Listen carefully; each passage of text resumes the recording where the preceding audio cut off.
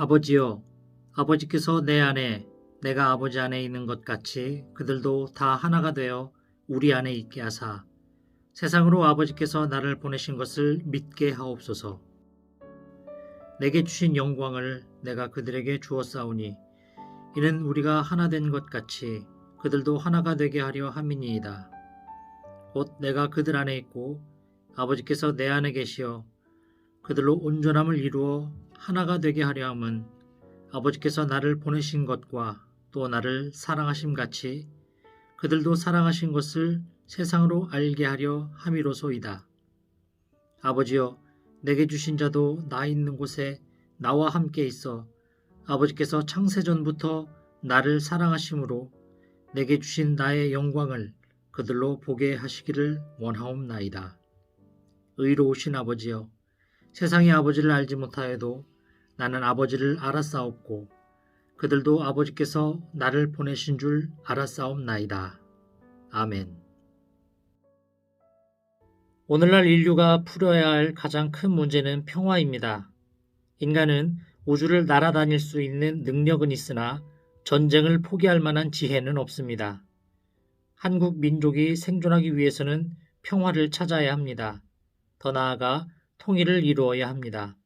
이러한 민족적 과제 앞에서 무엇보다 교회는 하나가 되고 사랑으로 일치해야 합니다.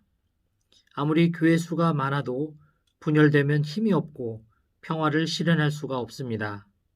평화 통일은 우리의 염원이지만 그 실현은 멀고 험난한 길입니다. 이런 현실 속에서 한국교회는 선구적 사명을 감당해야 합니다.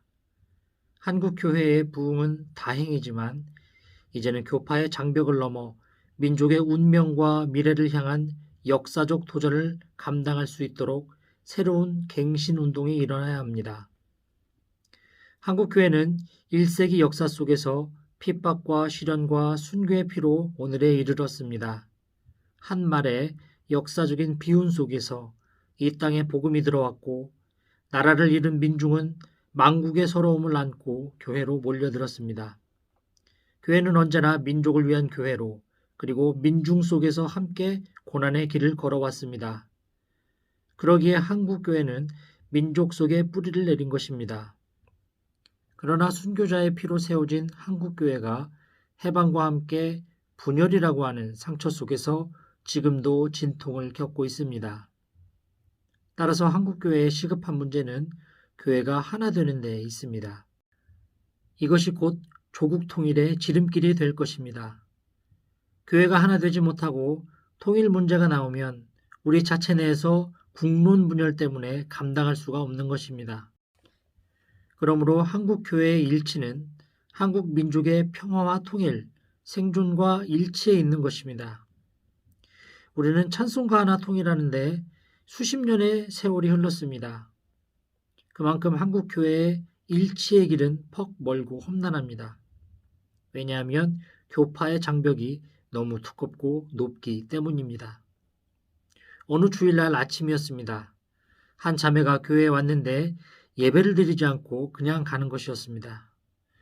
그래서 제가 묻기를 왜 그냥 가십니까? 하니까 교파가 다르다면서 자기 목사님이 교파가 다른 데는 가지 말라고 했다는 것입니다. 기독교의 일치는 다양성 속의 일치입니다. 신학적 입장과 교리가 다르지만 서로를 이해하고 전체가 하나 되는 것입니다. 성서 해석이 조금 다를 수 있고 예배 의식이 조금 다를 수는 있습니다. 그러나 모두 예수 그리스도를 주로 모시고 있습니다. 다양성 속의 일치, 이것이 교회가 추구하는 것이며 오늘날 전 세계가 추구하는 사상입니다. 지금 많은 교회들이 교파를 부르짖지만 교파로 구원받지 못합니다. 서울의 한 신학교 교장이 충남의 어느 집회에서 기장은 구원이 없다고 하여 문제가 된 일이 있습니다. 옳은 말입니다. 기장이라는 교파에는 구원이 없습니다. 그러나 예장, 감리교, 고려파에도 구원은 없습니다. 오직 우리는 예수의 이름으로 구원을 받습니다. 하늘나라에는 교파가 없습니다. 오직 예수 그리스도의 피로 구원받은 성도만이 있습니다. 신앙 고백이 같고 한 주를 모시며 한 믿음으로 예배하는 교회는 하나님의 교회입니다. 우리는 교파가 달라도 천국에 같이 갈 성도들입니다. 한편으로 한국교회의 분열은 교회 지도자의 무지가 가져온 비극입니다. 한국교회 분열은 신사참배 문제가 발단이 되었습니다. 일제 치하에서 신사참배를 반대하여 옥중에 들어갔던 수많은 성도들이 있는가 하면 신사참배를 합리화하거나 현실을 도피해서 은둔한 이들도 있고 적당히 이해하고 넘어간 분들도 있었습니다. 그러나 끝까지 반대해서 옥고를 치르다 살아남은 성도들은 신사참배에 동조한 이들을 강력하게 정죄했습니다. 여기에 갈등이 생기면서 한국교회를 재건해야 한다는 재건파가 생겼는데 그게 바로 고려파입니다. 생각해보면 이분들이 훌륭한 분들이었습니다. 끝까지 그 신앙을 지켰기 때문이죠. 그런데 이분들은 한 가지를 알지 못했습니다. 정죄는 하나님의 권한인데 자기들이 한 것입니다. 그래서 회개해야 할 자들이 오히려 교권을 형성하고 옥중 성도들에게 도전한 것입니다. 일부 한국교회는 남을 정죄하는 독선적이며 바리새적인 신앙으로 분리되어졌고 여기에 도전하는 교회들 간의 분열이 시작됐습니다. 이로써 한국교회 분열의 비극이 시작된 것입니다. 이 밖에도 한국교회는 성서 해석 문제로 보수와 진보로 나뉘어 갈등을 겪기도 했습니다. 한국교회는 그리스도와 예수님이 싸운다고 어느 선교사가 개탄한 일이 있습니다. 우리는 어떤 교파에 소속되어 있든지 근본적으로 함께 하나님을 믿는 사람들이요. 예수 십자가의 피로 구원받은 성도요. 하늘나라에 함께 갈 사람들입니다. 사소한 것으로 반목해서는 안 됩니다. 한국 민족의 통일과 평화는 교회 일치가 먼저 이루어져야 합니다. 한국교회의 분열은 민족적 비극입니다. 한국교회가 분열이 될 때마다 나라가 진통을 겪었다는 사실, 기장과 예장과 고려파가 갈라지면서 6.25 사변이 터졌습니다. 또 예장은 통합과 합동이 갈라지면서 3.15, 4.19, 5.16이 일어났습니다. 예장과 합동이 대구에서 강목으로 싸우면서 수라장이 되었을 때 12.6 사태가 벌어져서 전국이 혼수 상태였습니다. 이는 결코 우연이 아닙니다. 교회가 하나 되지 못하면 나라가 분열되는 것입니다. 신라가 망한 것은 신라 불교의 타락이요, 고려가 망한 것도 불교의 부패이며 이조가 망한 것도 이조의 유교가 부패했기 때문입니다. 그렇다면 오늘날 한국의 생존과 이 나라의 문제는 정치, 경제, 사회에 있는 것이 아니라 오늘날 우리 교회가 얼마나 일치하고 그리스도의 진리 위에 얼마나 굳게 서 있느냐의 문제입니다. 그러기에 우리는 철저하게 민족 생존의 유일한 기둥이라는 역사의식을 가져야 합니다. 교회가 자체로 하나가 되지 않고서는 이 민족의 통일도 평화도 장담할 수 없습니다. 교회가 진리 위에 굳게 서야 합니다. 그리스도인은 예수님께서 말씀하신 대로 하나가 되어야 합니다. 오늘 주님의 피 맺힌 기도가 여기 있습니다. 요한복음 17장의 기도입니다. 아버지여 비옵나니 거룩하신 아버지여 내게 주신 아버지의 이름으로 저희를 보존하사 우리와 같이 저희도 하나 되게 하옵소서. 교회가 하나 되게 하여 주시옵소서. 끝으로 교회 일치와 평화를 위하여 우리가 할 일이 있습니다. 먼저 주님과 내가 하나가 되어야 합니다. 이것이 일치의 근본입니다. 예수님께서 하나님을 향해 기도하실 때 아버지께서 내 안에, 내가 아버지 안에 있는 것 같이 저희도 다 하나가 되어 우리 안에 있게 하사 하셨습니다. 주님이 내 안에 계시고 내가 주님 안에 있기 때문에 살아도 주의 것이요 죽어도 주의 것이 되어야 합니다. 이런 일치가 바로 진리에 선 신앙입니다.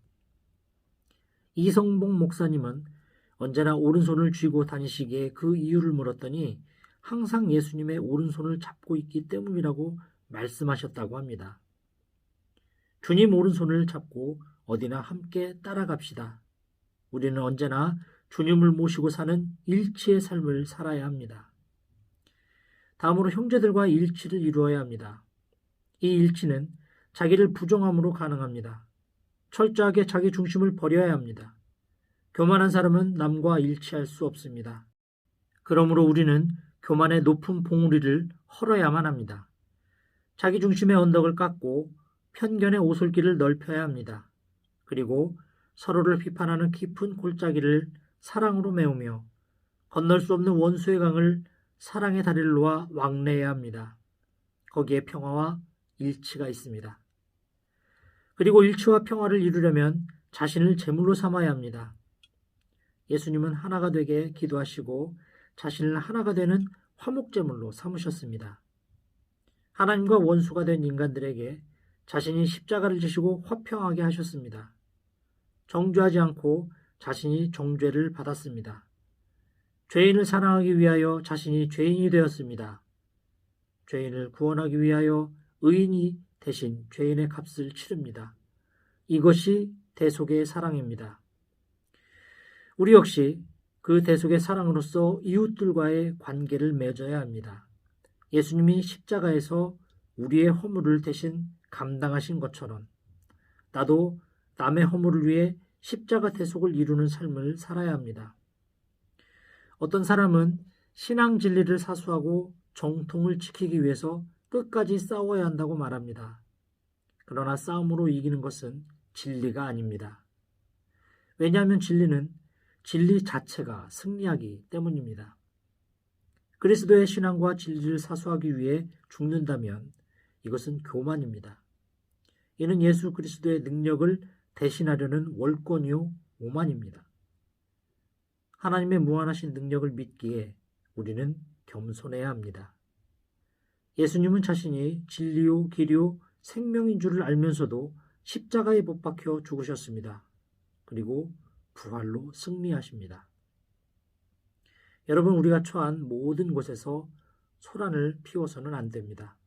그보다 더 중요한 것은 그것을 감당하는 한 알의 밀알이 되어 죽는 것입니다. 여기에 평화가 있고 일치가 있습니다. 주님은 죽음으로 평화를 이루셨습니다. 그래서 하나님과 인간의 원수 사이를 화평하게 만드셨습니다. 세계교회 일치와 한국교회 일치는 제도나 인간적인 조직으로 되는 것이 아닙니다. 힘과 능력으로 안 됩니다. 마가의 다락방에서 성령 받고서야 교회의 일치를 이루었습니다. 예수님께서 기도하신 대로 하나가 된 것입니다. 우리는 사랑 가운데 서로 용납하고 평안에 매는 줄로 성령께서 하나 되게 하신 것을 힘써 지켜야 합니다. 성령은 우리 안에서 하나가 되도록 역사하십니다. 우리는 겸손히 오직 성령의 능력으로 교회 일치가 이루어지도록 기도해야만 합니다. 아멘.